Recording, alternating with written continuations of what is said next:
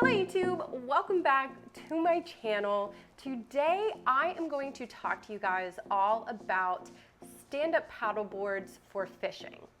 So in this video I will be covering my specific stand-up paddle board and all of the things that I have on it for fishing, and also I'm going to cover everything that you need to know about what to look for in a stand-up paddleboard. So if you are going out and purchasing one, you'll know what you need to look for. So without further ado, let's jump right in. So the first thing that you will want to look for in a stand-up paddleboard is its length and width. In general, the longer and wider a paddleboard is, the more stable it is.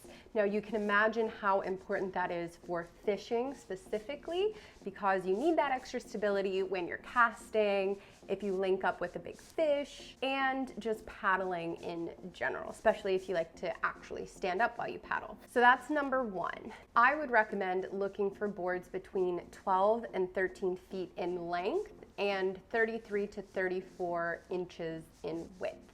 The board that I have is 12 feet long and is 33.5 inches wide.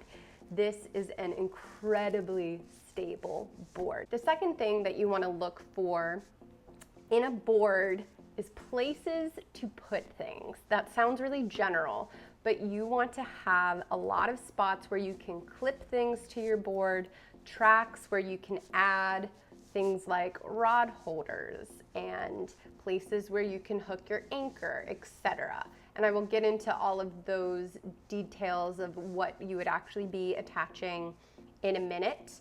But the more places that you have to attach things, the better, because when you're fishing, you're going to have a lot of gear and you need to secure your gear to your board. Very important. Some other things you'll want to look at include the weight capacity of your board. So this guy can handle over 400 pounds, and the higher that number is, the more stable your board will be. There's not a magic number for capacity, just something to look at whenever you're comparing models. Another thing is the weight of the board itself. Again, the heavier the board is, the more stable it's going to be. And when you're fishing, stability is everything. So this board weighs over 70 pounds, which is a lot. And you'll need to think about whether or not you'll be able to load the paddleboard onto your vehicle yourself, whether you'll be able to carry it to the different spots that you may be loading it up, or if you'll need a little cart, etc. Something to consider. So those are the very basics that you need to know when looking for a paddleboard specifically for fishing.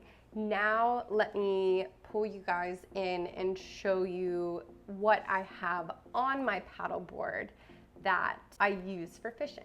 Now you'll see there are gear tracks on the front, both sides, and I have a rod holder mounted to here.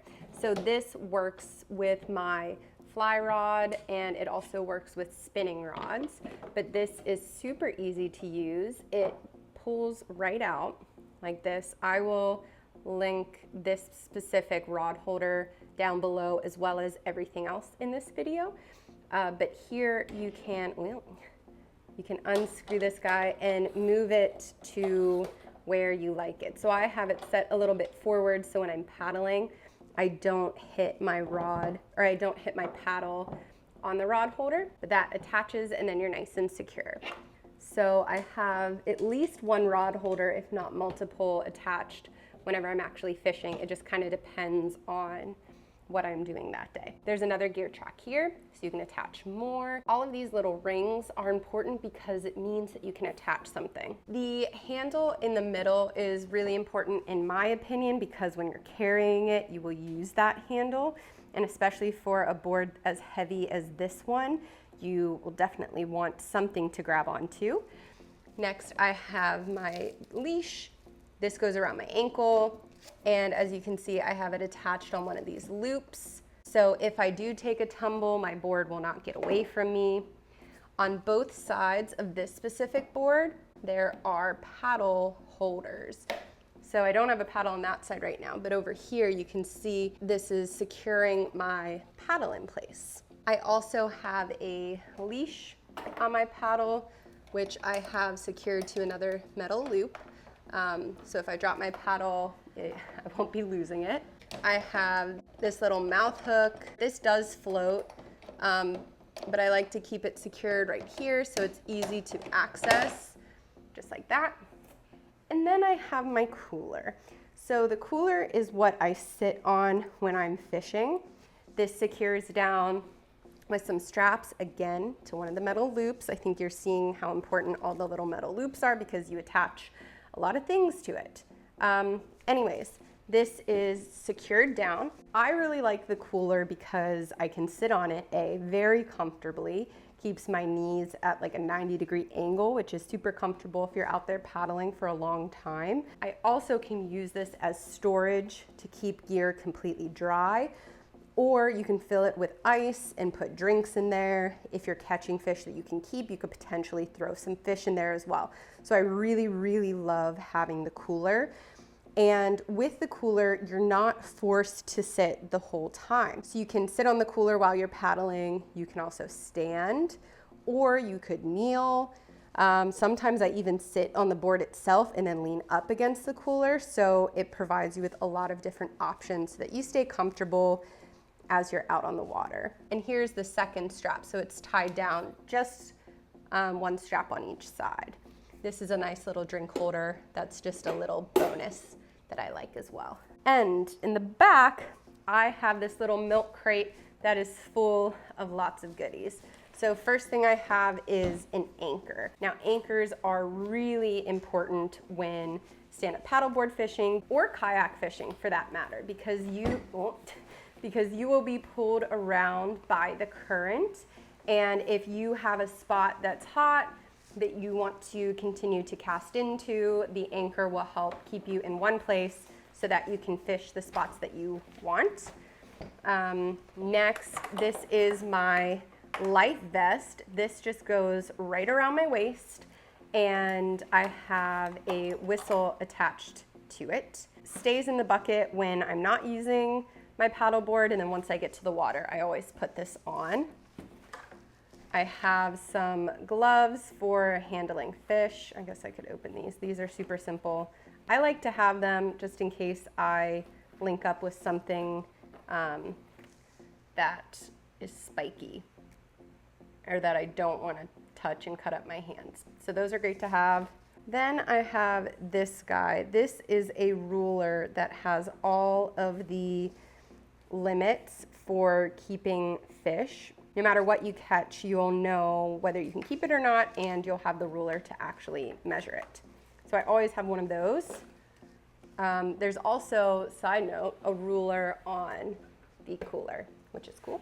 And then I have this little bag, and this is full of more fishing stuff. So I have a bunch of fluorocarbon leaders.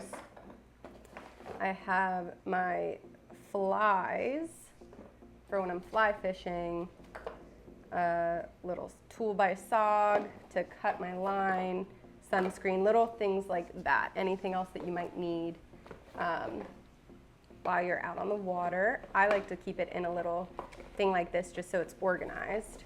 And the last thing that I want to point out are these little lanyards. I bought them off of Amazon. They're super cheap, but they're great to keep on things like this.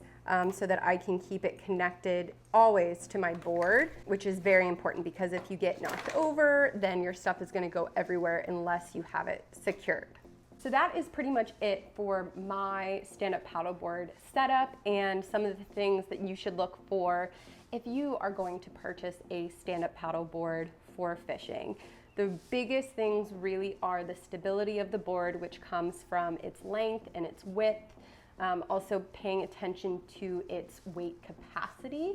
And the second biggest thing is attachments. So you want to be able to attach and strap down as many things as possible because most standard paddle boards that aren't made specifically for fishing don't have all of those attachments. And that's pretty much it. It doesn't have to be super complicated. It's very customizable to whatever you need it to be. And yeah, just have fun with it. So if you have any questions, please leave them below and I will answer them. I do want to also note this is my inshore setup, so whether I'm fishing in a lake or a pond or a river or in the inlet or wherever, that's what this setup is for. It is not my offshore setup. So if you're interested in something specifically for offshore, let me know and maybe I could film a second video that just shows the differences between my inshore and offshore setup. But that is it. I think that's it. Hopefully it is. If it's not, Editing Allie will come in and add in some more stuff. But thank you all so much for watching and I will see you in the next one.